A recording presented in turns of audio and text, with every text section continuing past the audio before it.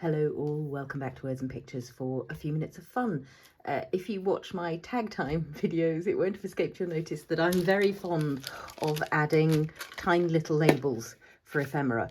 And I've got packets of the Holtz ready printed ones, and you know that I have made some bluey green tinted ones, which using the Mattints, PaperArtsy Mattints, in Dragonfly and Mojito mostly, to get those beautiful blue-green labels. But I realised I'm running low on kind of more traditional neutral colours, so I'm going to stamp up some ephemera in neutral colours today with various kinds of mediums that are some of my favourite ways to create lots of vintage ephemera.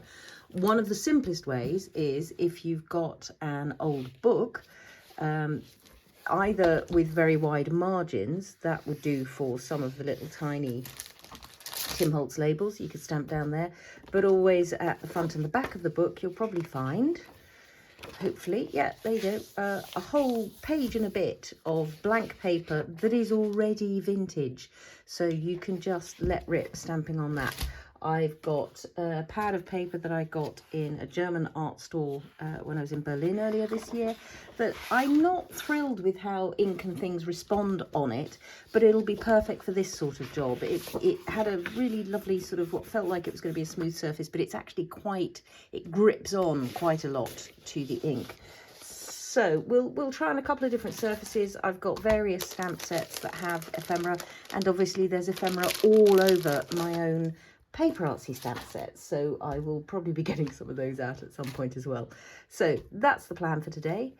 Let's get to it. As you know, I tend not to stamp in black most of the time, but printed ephemera is one of the times when I might make an exception. But I do also enjoy hickory smoke. I quite often stamp in potting soil, browns, because black as it fades turns various shades of grey and brown and all of those sorts of things, particularly grey. Let's just start in this book, since it's here. Let's start in this book with, I don't know, a bunch of these, just to keep things simple to start with. So I quite often find that I want little round ones. So on this Holtz set there are these gorgeous round affairs, all kinds of shapes down here. Let's ink up here. So for now I'm just gonna stamp as many of these as I can. Not all of them will be perfect, because if I'm stamping in multiples the chances are one or two of them will wobble, but you know, on average you're going to end up with a reasonable number of decent impressions. So this is, what did I choose? Hickory smoke. Might just wing a couple of those with little dabs of the potting soil, just for interest's sake, and maybe even just a couple of touches here and there of the black. And yeah, I think I can fit most of them on if I go sideways. Most of the ones I've inked up are going to fit like so, straight down, making contact in as many places as I can without the stamps sliding around. That's really the key to getting as many of these done as possible in one go. There we are. Yeah, not bad at all. There's a whole bunch to go with, and you can see what I mean about the grey. The hickory smoke is really perfect for that sort of slightly vintage, slightly aged affair. This one I'm not going to be able to stamp going backwards on there. Anybody who enjoys red would probably use that in their collage artwork, but not me. Not red. No, thank you. Let's stamp up a few of these. I do love the Field Notes stamp set, but not all of them are sort of label appropriate, but there are a few that are fabulous. So we'll have you and you and you. Actually, maybe not the postmark. That's a bit silly, isn't it? You don't get postmarks on labels. But you and you. How's that? And I'm just going to give a little spritz of water to just help them adhere, because again, these are much used stamps. I haven't necessarily cleaned the backs of them brilliantly. That's probably fine for now. I could do these old book page ones, but Actually, they'd look rather good on a bit of old book page, wouldn't they? Since we're stamping on an old book page, let's have these old book page ones. So I'm hoping these are going to stay stuck enough for me to be able to get them all in one go. Let's move you that way. So again, just a little spritz of water. Too much water. It's a really finely judged thing, that bit of water, to help it stick.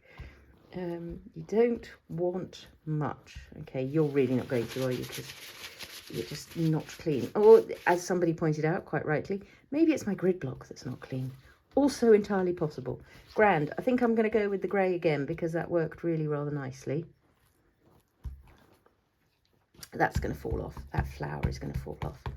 So a good inking, and this is also a chance to press them down onto here. And I may find that they're all going to fall off, but I'm going to live, whatever happens. In terms of crafting, that is to say, obviously, I'm not going to just live forever. Sadly, but there we go. Actually, not sadly. I can't imagine much worse than being immortal, going on and on and on and on. Oh, well done, stamps, for staying on the grid block. There we go. And again, just making sure I've got that real connection between ink and paper. Beauties. Yeah, and because they're so good, I'm going to have my favourites again. So we'll... I mean, I do like those book page ones, but I don't use them as often. I'm much more likely to go for texty sort of affairs. So if I go in one long line, I should be able to get you all on, I think, down this side margin. Let's see, is that going to fit? Ooh, I need to turn you that way. There we are. Is that going to fit? Yes, look at that, perfect. So I'm going to go grey again because I'm enjoying it at the moment. And then we'll get into creating some vintage papers from scratch. But, you know, why not take advantage of some vintage paper that is hanging around, waiting to be of use in your craft stash.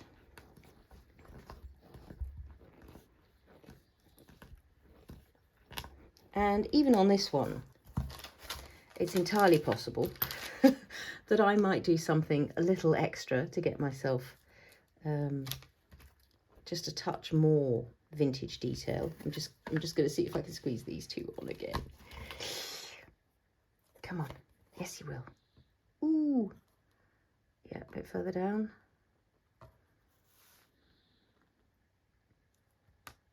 Yes, if I have to nip a bit off that butterfly, I'll live. I'm going to make the most of this vintage book paper with two of my favourites. There we are. There we are. Lovely. Perfect. And in some ways, this particular book page seems to be pretty much the perfect combination of grabbing the ink without completely soaking it in. Sometimes when you stamp on vintage paper, you will find that the paper is so sort of, I don't want to say, what's the word? Well, sometimes it's very rough surfaced, and then you find your stamp images get a little bit blurry and a little bit less effective. Sometimes you'll find they're so absorbent that they seem to sort of drink your ink. And sometimes they can actually have a little bit of a sheen on them. I've got one vintage book where it's so shiny, almost nothing wants to stay put. Good, that's a good start. So now let's take some of this slightly unsatisfactory paper. This is, as I say, a really good use for paper that you maybe buy a sketchbook and they discover it really doesn't respond well to anything you throw at it. So this is the PaperArtsy Mattint in Ash, and I'm actually just going to grab Shark as well. So Shark is a blue-grey, Ash is a lovely, I always think of it as the Mattint version of Pumice Stone. And you know how much I love Pumice Stone. So I want a nice soft-handled brush for this. That should probably do. And the Mattints are, if you haven't heard me raving about them, a transparent tinted glaze. So they go on with such an incredibly subtle wash, but it's a matte finish. And as you can see, that's sort of straight away the perfect vintage paper look. If I wanted something a little bit sort of more dense, you just go over with another layer. So as soon as I put in another layer, that starts to build the colour, so I can have a variation of depth of colour for my ephemera. That's what we're stamping, ephemera. But see, even as this goes on, I'm going to paint this onto some other card in a minute, because even as I'm putting this onto this sketch paper, it's sucking it away from me. So getting these brush marks is something that really doesn't happen if you go on to what else have I got around that I can demonstrate with? Have I got the back of a tag or something? Oh, is this? Trying to see what this is. Okay, so here's another one. This is the cheapy card that I got hold of to just, I mean, I mount things on it. I use it to cut die cuts with. So the paper you use, I think it's probably one of the questions I answer most often. And you can see also, look at the colour difference. I mean, on camera, it may not, it must show. Yeah, completely different colour. I'm going to have to find something else to do with this modular paper. Maybe if you're doing pencil sketching and that sort of thing, it's good for that. But it's not giving me joy when I use it with wet media of any kind so far. So the other thing I was in the middle of saying before I got annoyed with the paper was you could also take the sort of soft blue grey of the shark. That's also going to make a really beautiful colour for an ephemera piece. But you can layer the two over the top. You can mix them on the mat as well.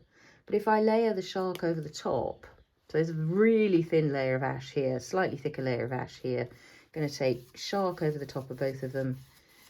And where it mixes, where it layers over the top, you get a whole new beautiful ephemera shade. So stamping small labels on this, you're just going to get great colour variation across the whole thing. Might put another layer of shark here because that's still quite pale. I think that may have, look, that's had some gesso on, that's why. So the gesso gives you a whole other level of subtlety to that colour. Really interesting.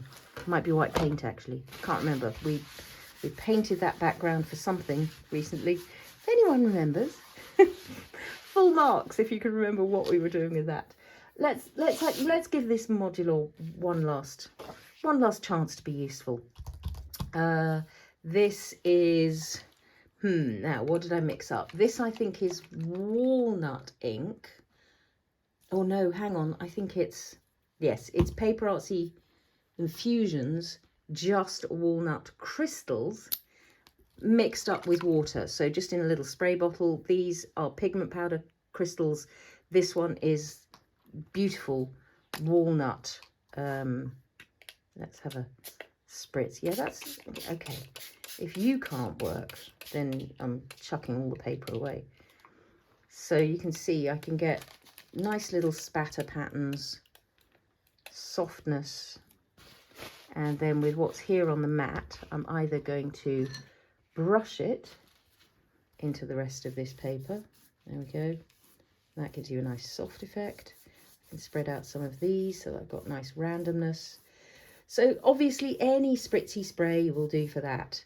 You could use distress sprays, you can use anything you like. But what I do like is keeping some of that mottled kind of look, and even, as is usual around here, accentuating it with a little bit of spatter. So I can also put that direct onto the mat and then use it to just give myself really interesting aged paper kind of things. Obviously, you can also do this with tea and coffee. Tea and coffee staining is a gorgeous way to create vintage papers, but at the moment I've got craft mediums. I'm going to use them. But yeah, if you haven't got craft mediums, you can do this with tea and coffee and create beautiful vintage papers. I can remember doing it at school and writing witches' spells and such like gorgeous things. Grand. So that's got lots of variation, and you'll see stamping over the kind of dotty bits is going to give me one kind of effect. Stamping over the mottled places will give me other kinds of ephemera.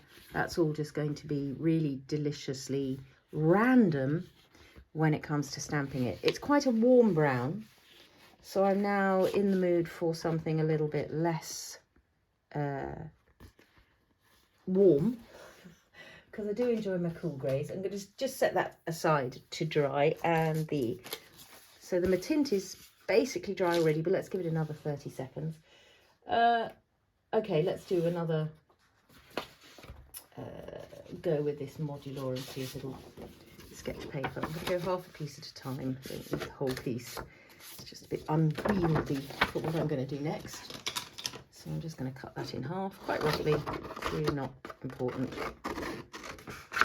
And for this one, I'm going to go pumice stone. I'm just going to put some pumice stone down onto the mat. Smoosh, smoosh. Maybe a touch of old paper, which has got that lovely sort of hint of green. Slightly mouldy old paper. Little softening of that with water. And what I usually do is head in with my fingertips to just allow those colours to meld a little bit, and then it's as simple as down into the ink. And again, beautiful mottlings, beautiful kind of randomness, and depending on where I stamp on this, I'm going to get vintage effects galore. If it feels a bit strong in places, little spritz of water will sort you out. Let's do another of those. Don't usually do this. I'm going to put some pumice stone oxide on the mat as well, just to get a different kind of look on the next sheet. And we are going to do, as well as the modular, I'm going to grab some other paper for this game. So again, just down into the inks on the mat. This is basically the first layer of the Tim Holtz wrinkle-free distress technique. But if I'm doing vintage paper, I won't go back in for more. Yeah, I quite like that oxide softness there. There's no need to go back in for more dots, because all I want really is that vintage paper look. Grand. And again, with the leftovers there, no reason not to do another really, is there? Let's just grab another half sheet of paper. I didn't even bother working out whether that was halfway across. Waste not, want not. But you can see, according to the amount of paper, according to the amount of water there is in the ink, each of those actually came up with slightly different effects on it. And they're going to make really nice ephemera. So that's just going to be a question of stamping on those. Again, I'm going to need to run away and set these down to dry somewhere. Back in a sec. So some of that paper is drying. I've set up a few of my favourite bits of ephemera from my stamp sets. This one, and this one, and this one, and this one, and this one. And I'm going to give those a little stamping over the top of the Mattint. So the other gorgeous thing about the Mattints is stamping over the top of them, the matte surface, they will take stamping beautifully. So actually, Mattint over this modular paper might help that modular paper to be more consistent. I don't mean to be bad-mouthing modular. It's an amazing store with amazing surfaces, and I'm sure as a sketch pad, this pad is brilliant. But it just doesn't do for exactly what I'm after at the moment. Oops, nearly dropped the whole lot. So one of the things I'm doing this for, while those other things are drying, is that because this surface is fully dry, I can show you what I quite often like to do for the next stages of creating the vintage ephemera. Okay, didn't press down enough onto there. So let's, as we go on, let's make sure we do that one again. What can we fit on now? So we can fit you and the two of you. And we can probably fit Wagon Lee down the bottom there. Okay, grand. Let's do that. Oh, so Studio Frayed is actually going to end up that's a bit annoying, over this white bit. But oh, what the heck? What the heck? What the heck? Maybe it won't. Maybe it'll just have an edge of it. There we go. Oops, I wobbled that. If this comes out blurry, it's entirely my fault.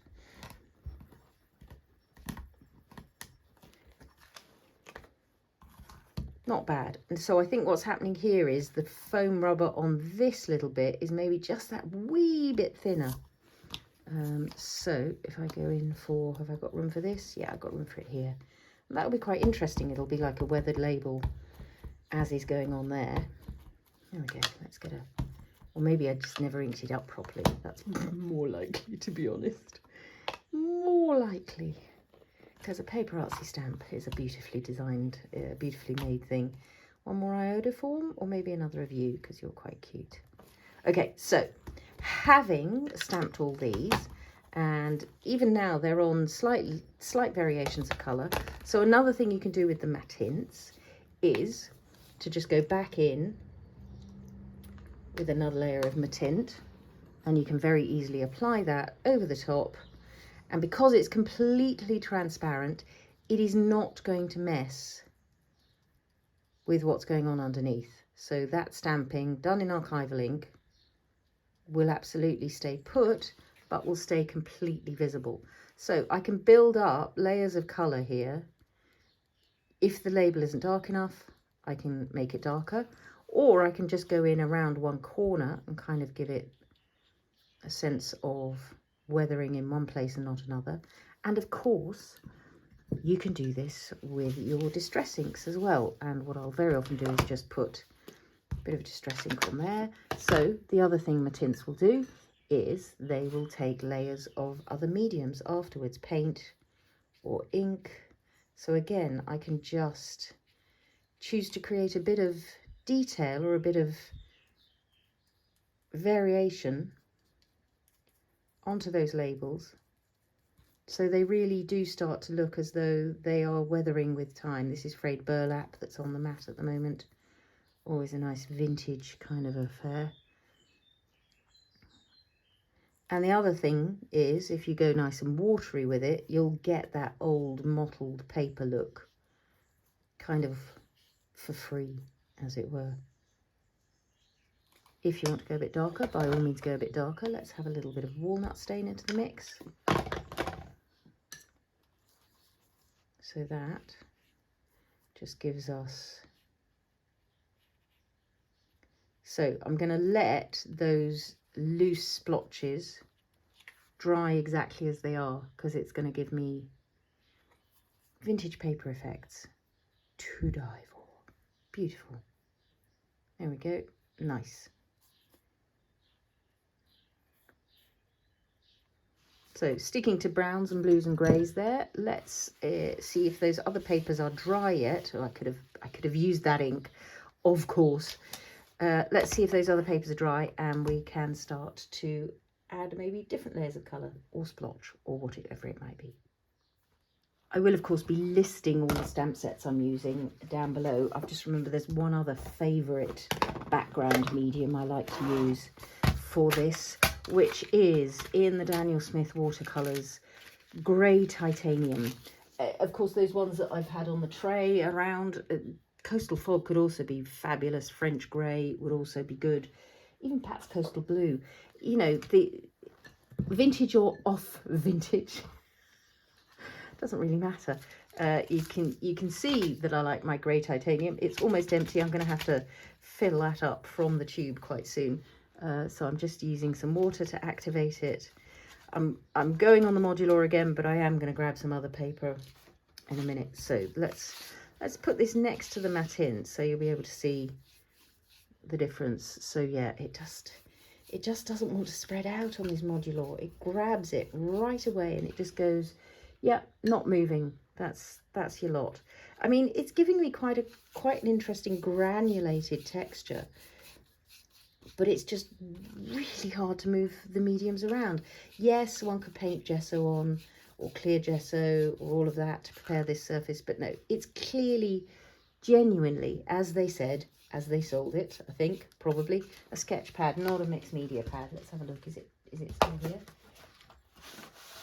So let's be generous to them. Well, universal block, it says. Yeah, not universal. Universal for dry media, maybe.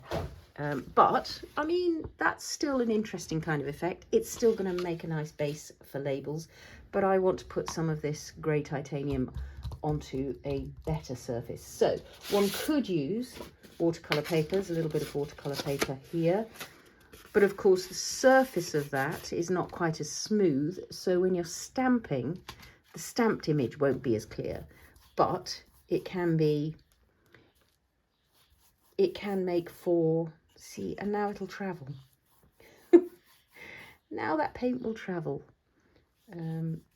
But grey titanium is just the perfect warm grey as far as I'm concerned.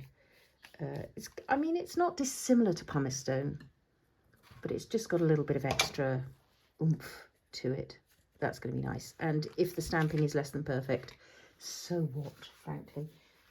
Have I got anything else here, paper-wise, that I can just press into service? What are you? Don't know, bit of leftover. So again, same principle as with the distress ink pads, just picking up that leftover paint to give me nice mottled effects on there. Grand. So time for a bit more stamping, and then we're going to come in and do something more interesting to tint things and change things. I just remembered as I was busily stamping that I bought a pad of green paper from the cheapy shop. So yeah, all green, that I just thought would be great for cutting leafy die cuts and all of that sort of thing, but also be perfect for exactly these sorts of moments, particularly, for instance, the Tim Holtz tickets set. And yes, I'm delighted to say I'm right. That's going to be exactly the kind of paper, slightly rough surfaced, that those tickets belong on. So I've stamped up a load of stuff over the various backgrounds we've used, and yeah, as I said, some of them successful, some of them not, but overall the average, plenty of usable ephemera. So another of the things I like to do at this stage is a little bit of additional splattering can really give you something quite nice. I quite like vintage photo for that. The clue is in the name. The vintage gives us, again, just that randomness and age thing, and I won't know until I cut these out who's got what kind of variation going on there. So let's let that dry.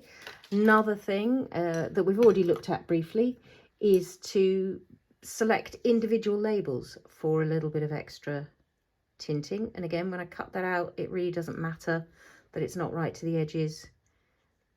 Vintage photo can be nice for this, but given I've just been using that green paper, I've been kind of drawn to the idea of blues and greens again.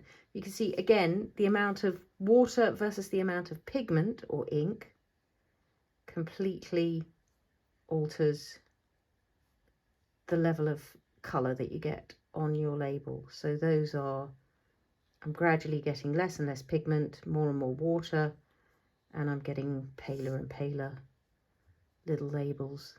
Oh, but they're delicious, aren't they? Just scrumptious. So the other thing is, when you've got detailed little labels like this, it can be really nice. So well, actually, where are the tickets? Let's do some tickets. So yeah, of course, tickets could go vintage brown, but as we've just established with the greenness, sometimes it might be nice to do something else. But the other thing you can do, I need to pick up this onto something. Must be a leftover. Yeah, there we go. There's just a tag that was halfway through something. It's now got some vintage photo spatter on. That's a nice starting point. Maybe for some more labels. Who knows? I just couldn't bear to leave that much ink for mopping up. Great is to look at the details on these and just be a bit more precise. And again, you can do this with distress ink. So maybe faded jeans. This is why we stamp in Archival, is it means we can afterwards go over with any kind of detail we want. And yes, you might want to shade the whole ticket blue. And we're back to the modular where it doesn't want to move around, but I'm sort of okay with the faded look of that. That's quite nice. Or I might want to pick out certain details on this ticket. Just taking it on one edge. Too much colour, knock it back while you can. If you've got better paper than this, you'll be able to knock it back more, but lesson learned, let's get that a slightly more watery mix to go in on the other side of this ticket, and then maybe a really watery mix to go through the middle, just to show that it's all one piece of ephemera. Same thing can be done with our Mattints, of course. Doesn't have to be. Use what you've got. Don't, however, use an opaque medium for this, because you'll cover up everything underneath. So acrylic paints, no. Oxides, for once, no, are not going to be able to do the same technique as the distress inks. Distress inks are translucent. Oxides are not. And some of the colours are not fully opaque, so you can get a little bit of tonal variation. But you can see you can highlight various elements of what's going on here. I want a little bit of green because we were green, so I've got both the Fern Mattint and I've got, what have I got? Peeled paint. Distressing. I'm using a water brush, but you can use a brush dipped in water, either way. And again, I'm just going to take some colour onto that in quite a rough, loose kind of way, because the last thing I want with any of this is perfection. It's not what I'm after in this kind of game. I want loose, I want slightly messy. Let's create a few blue and green labels on here, just because it's going to make me happy. So what have I got? I've got River Deep on the mat here, haven't I? Which looks like a really deep colour, but as you'll see, goes on as a very subtle blue-grey. That's nice. Even more subtle. Yeah, don't be distracted by the Mattints that you see in the bottles. As they come out on the page, they turn into something else altogether. So having said I was going to be neutral, it's gone blue and green again. Neutral and blue and green. Blue and green are nature's neutrals. They're what I think of as nature's neutrals. The sky is blue, if you're lucky. The trees are green much of the time. Grass is green. So yeah, it's neutrals plus nature's neutrals. That's what we're doing. Any excuse to go blue and green. It's summer, what can I say? Those are the tempting colours. They're the colours that are all around me outside. And so they're the colours that end up happening here. And so that one, for instance, I love how that just ombres across, because clearly over the years, the sun has been hitting one part of that label and not hitting the other part. So let's see if we can increase that idea. So putting the colour down at one side of whatever you're doing, and then just letting water move it across. So a water brush can be really nice for this kind of work. It just gives you that immediate flexibility. And I'm really not bothered about going outside the edges. I'm going to be cutting these out in the long run. Maybe not today, Josephine.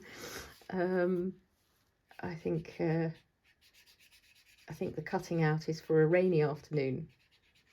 And it's not that here today. And there's a lot that needs doing in the garden and in all sorts of other ways.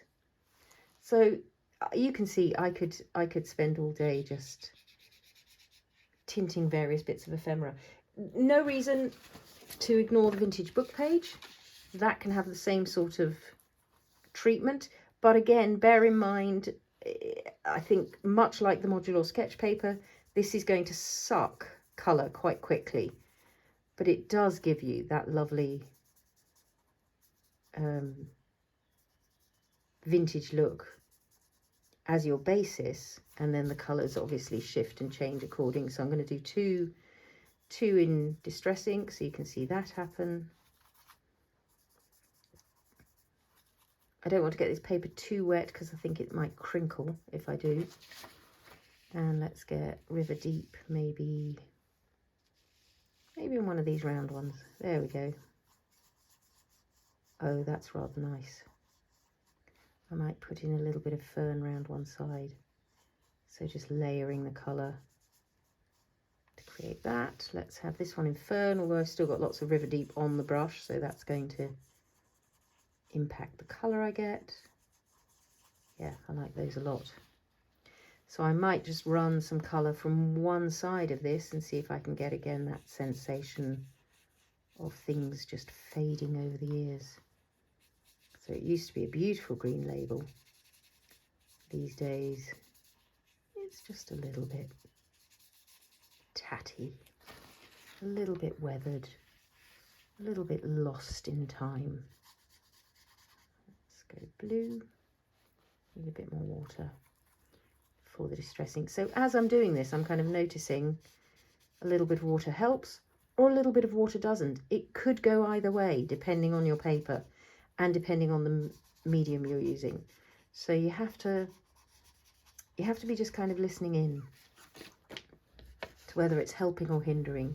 I want a little stripe of blue, just shifting the colour of that. You see, immediately you can change up the detail, and this is where my fun starts, because I just start, yeah, playing with adding corners of colour, extra bits of detailing. Yeah, I really enjoying the green ones actually. That's interesting. Summer, that's why. The grey green, clearly, but then with a little extra hint of the distressing. And you can see I really am mixing my mediums now. I'm mixing freely between the two, just back and forth. I should have kept that vintage photo because I want a little bit of that going on through this one, I think. Yeah, and yeah, you've heard my struggles with the paper today, I hope. All of those of you, I don't know if I ever finished that thought actually about the question I get asked most often. X is not working. Why? Almost always it's going to be a question of trying a different paper. And I hope those of you that have struggled with papers or getting inks or paints to do what you want them to do, just notice how much that might be about the paper surface that you're using. Here's my, was that the watercolor paper? No, did I end up not stamping on the watercolor paper? I've lost the watercolor paper. So I want a little bit of green and blue going on this sheet as well. You can see how subtly that starts out its journey. Beautiful. And that's going over the Mattints surface. I think maybe I didn't stamp anything on the watercolor paper. Can't remember. A little bit of green. And on these ones that have dried with these wonderful sort of age spots and mottled bits, you can still absolutely take a little journey over those. It is distress ink. I think it was distress ink. So it might move. But if it does, it'll only move in a way that is also going to give you lovely vintage sort of effects. A little bit more green. Neutrals and nature's neutrals. That's my excuse. Maybe a Studio Frayed with a little bit of green would be nice. So these undoubtedly will be turning up on projects for days to come. I'm just sifting through to see if I can find the watercolor paper we did a bit of stamping on. No, it's vanished. Here's the one with the titanium grey. So again, you can layer up more colour over that as well. Absolutely nothing wrong. It's a really classic watercolour technique, in fact, glazing one colour over the top of another colour. That's on there, and that's given me a lovely vintage blue because it's going over that titanium grey. Let's maybe use a little bit of hue to tint that. Yeah, the Mattints are moving more easily on this than the distress ink is. So again, I'm just noticing that. Which is the medium that's helping me? Which is the medium that's making life difficult? Let's try one more. Oh, it's interesting because this is going over the Mattint rather than over the watercolor. This side's watercolor, that side's Mattint. So just something about how that watercolor has interacted with the paper is making life a little bit difficult. Grand, and then I might go in with a bit of green just down these edge numbers, just to create something with a bit more interest and a bit more detail.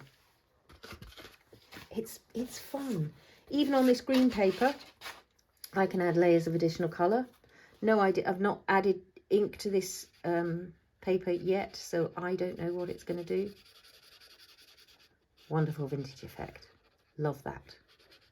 Kind of faded ticket. There's my ticket number. Let's just fill that in on that one. Let's give this a full coat of faded jeans. So obviously with the blue colour under the green colour of the paper and all these translucent mediums, it's going to change what happens. So putting faded jeans over green paper, it's not going to be true faded jeans colour. It's going to turn into this wonderful sort of turquoisey affair. Let's see if we can intensify the green with a little bit of extra peeled paint.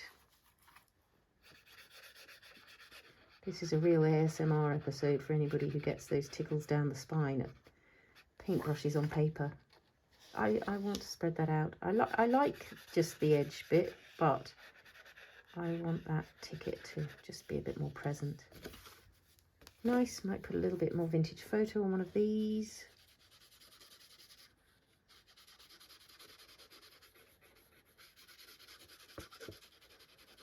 So you can see what the game is. I absolutely do not know where my piece of watercolour paper went. It was quite a small piece, wasn't it, if I remember rightly. You're not watercolour paper, you're not watercolour paper, you're not watercolour paper. Vanished. Oh, is it over? No, it's not over on the drying position. Gone. Not to worry. It's unimportant. So, as you can see, endless fun. I'm going to use up the rest of this ink before I dive in for a close-up, but I hope that gives you some little ideas of ways to mix and match some of your mediums to just create lots and lots of lovely vintage ephemera. Thanks so much for your company today. As always, I will attempt to list the stamp sets I've used as well as the colours and the mediums in the description below the video.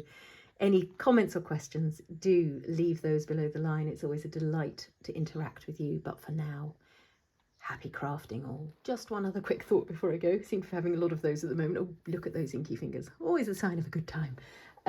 Some of these stamp sets, for instance, the tickets, have die cutting sets, coordinating die cutting sets to cut those, which will give you lots of lovely extra little detail as you cut things out. Obviously, I'm cutting by hand today. I think I do have the tickets somewhere, but for the most part I should be cutting these by hand. But if you want a little bit of extra detail, particularly on something like the tickets, I've shown you these before for cutting out around postage stamps that you've stamped. Barber's scissors, thinning shears, they're called various things, but if you use these to cut your perforated edges, so I'll cut a little way away from the edge of that one, in there. So down the sides, yes, it'll be a straight cut because that's where the tickets come off the roll. Straight cut down the sides of the ticket. But if you want to add just a little bit of extra detailing to your ephemera, if you cut with the barber's shears at either end of the ticket, then you get your perforated ticket edges. It's just something to bear in mind if you want to add that extra little bit of detail. And I suppose actually coming off the roll, you don't want to leave a border down this side. And of course, the final touch with any ephemera, though I usually, to be honest, do this project by project or as I use a thing on a project, is to give it just a little bit of an inky edge, which again gives you that distress. If you've done those perforations, it'll just draw attention to those perforations. So yeah, a little bit of inking around the edge of your ephemera and off you go. I might do a little bit of cutting and then do the close-up. But in any case, off you go and have your own few minutes of fun. Happy crafting all.